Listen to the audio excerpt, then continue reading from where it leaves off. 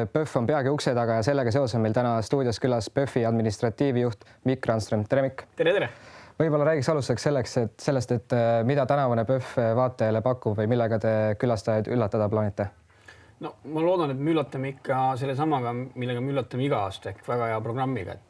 Filmiaasta on olnud sel aastal ja nagu ka eelmine ja üle-eelmine aasta väga rikkalik, ja tänu sellele, et õnnestub saada iga aasta üha rohkem filme nagu ette näha, siis see kindlasti tõstab programmi kvaliteeti.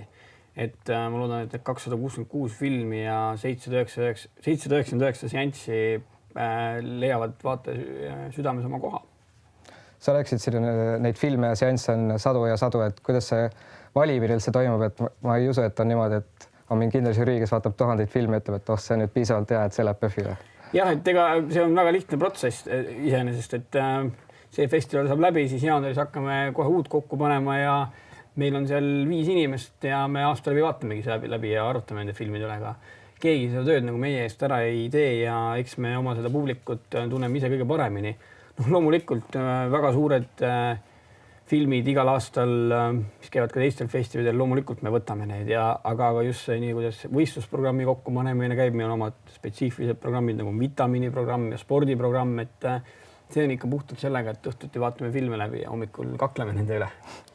Aga kuidas üldse nüüd, kui on lootud päevad vaid PÖFFi alguse, kuidas sinu kui administratiivjuhi keskmine tööpäev välja näeb, et vaatadki päev läbi filme või kuidas? Filmid on nüüd vaadatud, eks ju, kavad on koos, et ega tööpäev näeb selles mõttes päris jõhker välja, et ega kellaaega ei vaata ja töötundi ei loe, et eks, et järgmine reede nüüd see kõik tööle läheks, siis on vaja ikkagi see kõik see korralduslik pool nagu tööle panna, see rong vaja, et piletimüük töötaks, et tehnikaosakond töötaks, kõik need DCP-d ja Blu-ray'd, ja õnneks on see, et meil on üle 300 vabatahtlikku, et me ei pea seda kõike päris üksi nagu tegema, et muidu me läheks ikka päris hulluks, siis see küll niimoodi ei toimiks, et vabatahtlikele suur aitäh. Aga kus sa neid vabatahtlikke üldse leiate, et ise panete kuulutuse üle või nad ise võtavad ühendust või kuidas? Tegelikult on juba nii, et väga aktiivselt võtavad juba augustis ise ühendust, aga meie paneme seal septembris kuulutuse üles ja sellel aastal oli üle 500 tahtja ja 300 siis natukene peale neist nagu sai, et õnneks on see, et millegipärast inimesed tahavad tulla PÖFFile vabatahtlikuks ja selle üle on meil ainult väga hea meel. Loomulikult tasuta filme tahavad näha. Ja. Aga üldse, et ütleme nii, et PÖFF üritab ilmselt ikkagi kvaliteetfilme näidata, et mis sinu jaoks teeb ühest filmist hea filmi? No, ühest filmist hea filmi teeb hea lugu. Et hea lugu, hea näitlejatöö ja kõik see tervik kokku, et need on vast need põhilised märksõnad.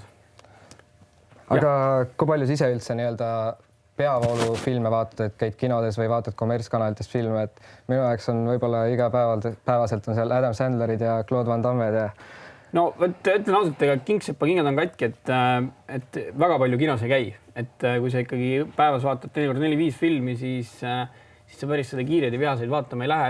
Loomulikult ma ootan väga Kääbikut näiteks. Selle ma vaatan küll ära, aga rohkem filme ma see aasta ei vaata. Aga pigem harva. Ja väga paljud filmid tulevad nagu ise kätte ka meile, et just, et saadetakse ka festivali ülevaatamiseks. Okay.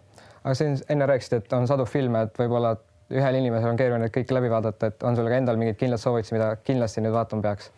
No, ma siin ennem tegin väikse eeltöö, et väga hea film, ütleme see vitamiiniprogrammist, mis on nüüd meie 3. aasta, kui me seda teeme, hitprogramm. Seal on selline film nagu Mida me teeme pimeduses. Tegu on Uus-Meremaa filmiga, libadokumentaalfilmiga libahuntidest ja vampiiridest, et siin ma garanteerin küll, et kõik inimesed, kes kinno tulevad seda vaatama, siis 1,5 tundi puhast naeru ja rõõmu on garanteeritud. Et selle filmiga on veel see lugu, et seda me ajasime taga 7 kuud ja meile öeldi veel isegi 2 nädalat tagasi, et ei poisid, teie seda filmi küll ei saa, et see on teie jaoks liiga hea. Eesti on nii väike, et seda filmi näidata. Aga õnnestus.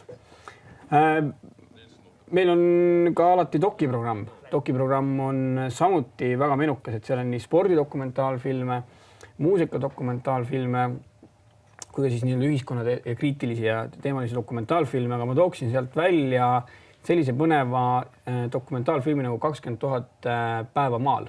Tegu on siis Nick Cave'i portreelooga, väga intiimne lugu, väga ilus lugu ja seda on terve see aasta, kus ta käinud on, teda on tituleeritud selle aasta parimaks dokumentaalfilmiks. Ja noh, ma garanteerin, et muusikafännid ja kõik, kes natukenegi on kuulnud või teavad midagi Nick Cave'ist, tasub seda vaatama tulla.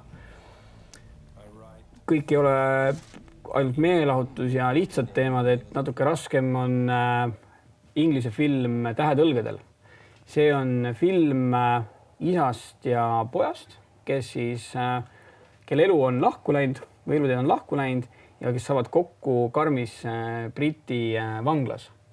Ja see on filmide inimestele, kes teevad Buffist või on Buffil käinud vaatamas näiteks Loomapuuri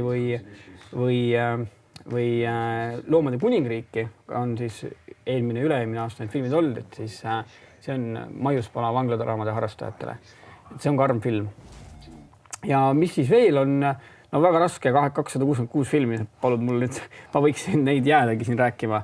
Et noh, võib-olla need on need filmid, mis ma praegu siin esimese hooga esile tooks. Et loomulikult võistlusprogramm, et kui meil vanasti oli võistlusprogramm Euraasia ka piiratud, siis tänavu, kui PÖFF on saanud endale uue stuudio ja uue kategooria, siis meil on rahvusvaheline või ülemaailmne võistlusprogramm, et seal annab pärle ka kõigile, aga noh, võistlusprogrammi filmi ei tohi väga esile tuua.